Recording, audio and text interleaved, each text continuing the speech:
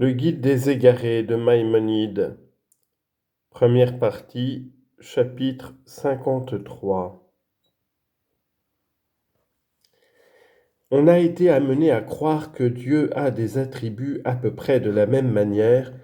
qu'on a été amené à croire à la corporéité de Dieu. En effet,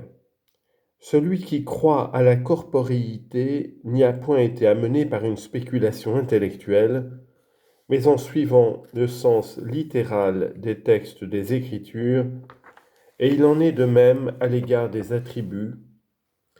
trouvant que les livres des prophètes et ceux du Pentateuque prêtaient à Dieu des attributs, on a pris la chose à la lettre et on a cru qu'il avait des attributs. On l'a pour ainsi dire élevé au-dessus de la corporéité, sans l'élever au-dessus des circonstances de la corporéité qui sont les accidents, je veux dire les dispositions de l'âme, qui toutes sont des qualités.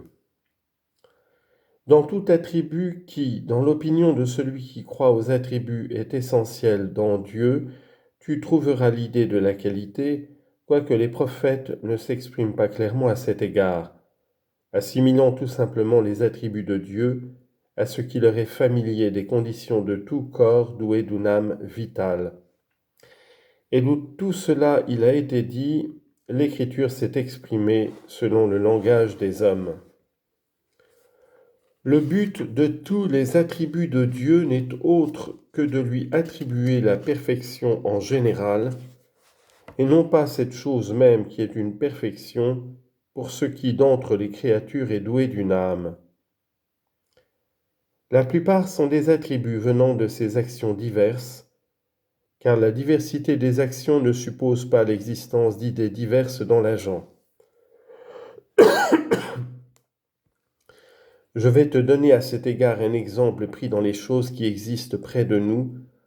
pour te montrer que, l'agent étant un, il en résulte pourtant des actions diverses, lors même qu'il n'aurait pas de volonté, et à plus forte raison quand il agit avec la volonté. Ainsi, par exemple, le feu liquéfie certaines choses, coagule certaines autres, cuit, brûle, blanchit et noircit. Et si quelqu'un donnait au feu les attributs de blanchissant, de noircissant, de brûlant, de cuisant, de coagulant et de liquéfiant, il serait dans le vrai.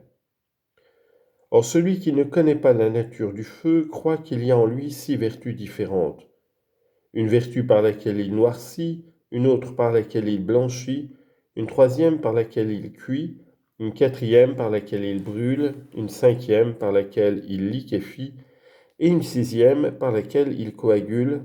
bien que ce soit là toutes des actions opposées les unes aux autres, et que l'idée des unes exclut celle des autres. Mais celui qui connaît la nature du feu sait bien que c'est par une seule qualité agissante qu'il produit toutes ses actions, savoir par la chaleur. Or, si cela a lieu dans ce qui agit par la nature, il doit en être de même à plus forte raison à l'égard de ce qui agit avec volonté, et à plus forte raison encore à l'égard de Dieu qui est élevé au-dessus de toute perfection. Et lorsque nous percevons dans lui des rapports de sens divers, parce que dans nous l'idée de la science est une autre que celle de la puissance, et celle de la puissance une autre que celle de la volonté, comment pourrions-nous conclure de là qu'il y ait en lui des choses diverses qui lui soient essentielles, de sorte qu'il y ait en lui quelque chose par quoi il sache, quelque chose par quoi il veuille, et quelque chose par quoi il puisse? Tel est pourtant le sens des attributs qu'on proclame. Quelques-uns le prononcent clairement en énonçant les choses ajoutées à l'essence. D'autres, sans le prononcer clairement, professent évidemment la même opinion, quoiqu'ils ne s'expriment pas à cet égard par des paroles intelligibles en disant, par exemple, que Dieu est puissant par son essence, sachant par son essence, vivant par son essence, voulant par son essence. Je te citerai encore pour exemple la faculté rationnelle qui existe dans l'homme, car par cette faculté qui est une, sans multiplicité, l'homme embrasse les sciences et les arts, et par elles à la fois il coud, charpente, tisse, bâtit, sait la géométrie et gouverne l'État. Voilà donc des actions diverses résultant d'une seule faculté simple dans laquelle il n'y a pas de multiplicité, et ce sont des actions très variées, car il y a un nombre infini de ces arts que produit la faculté rationnelle. Il n'est donc pas inadmissible à l'égard de Dieu que ces actions diverses qu'on lui attribue émanent d'une seule essence simple dans laquelle il n'y ait ni multiplicité, ni absolument rien d'accessoire, de sorte que tout attribut qu'on trouve dans les livres divins désigne son action et non son essence, ou indique une perfection absolue. Et il ne s'ensuit nullement qu'il y ait là une essence composée de choses diverses, car il ne suffit pas de ne pas parler expressément de composition pour que l'essence douée d'attributs n'en implique pas l'idée. Mais il reste ici quelque chose d'obscur qui a donné lieu à l'erreur, et que je vais t'exposer, c'est que ceux qui admettent les attributs ne les admettent pas seulement à cause de la multiplicité des actions. Certes, disent-ils, une seule essence peut produire des actions diverses, mais les attributs essentiels de Dieu ne sont pas de ceux qui viennent de ses actions, car on ne saurait s'imaginer par exemple que Dieu se soit créé lui-même. Ils varient ensuite sur ces attributs qu'ils appellent essentiels, je veux dire sur leur nombre, en suivant chacun quelques textes de l'Écriture. Mais je veux rapporter seulement ce que tous admettent d'un accord commun, prétendant qu'ils sont donnés par la raison, sans avoir besoin de se rattacher à la parole d'un prophète. Ce sont 4 attributs, à savoir vivant, puissant, sachant, voulant. Ce sont là, disent-ils, des idées différentes les unes des autres et des perfections dont pas une seule ne saurait manquer à Dieu, et qui ne sauraient être comptées au nombre de ses actions. Voilà le résumé de leur opinion. Mais tu sais bien que dans Dieu, savoir signifie la même chose que vivre, car tout être qui se perçoit lui-même est doué de vie et de science, prise dans un seul et même sens. Bien entendu, si par science nous entendons la perception de soi-même, l'essence qui perçoit est indubitablement celle-là même qui est perçue,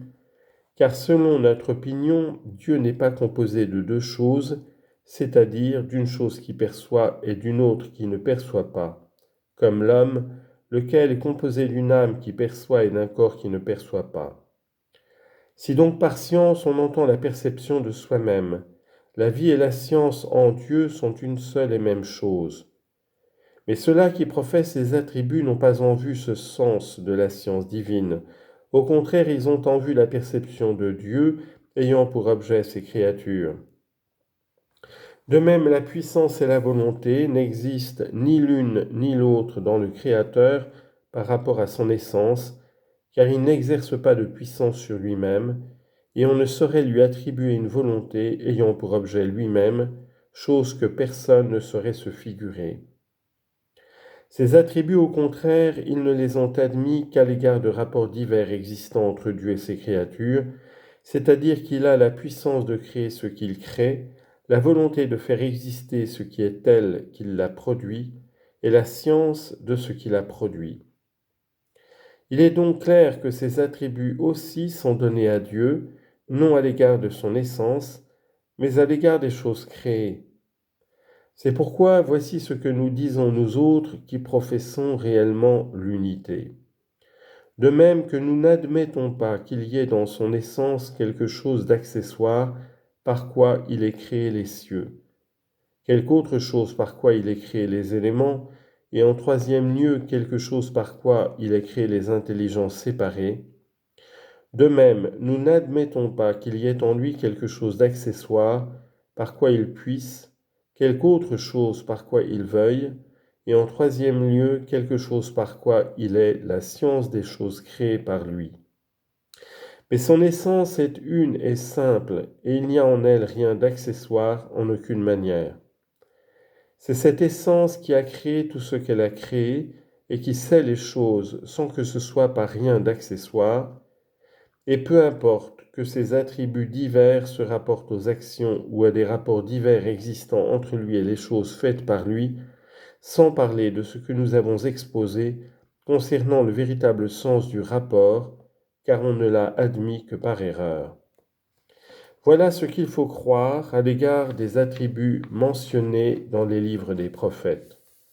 Ou bien on admettra pour quelques-uns que ce sont des attributs servant à indiquer une perfection,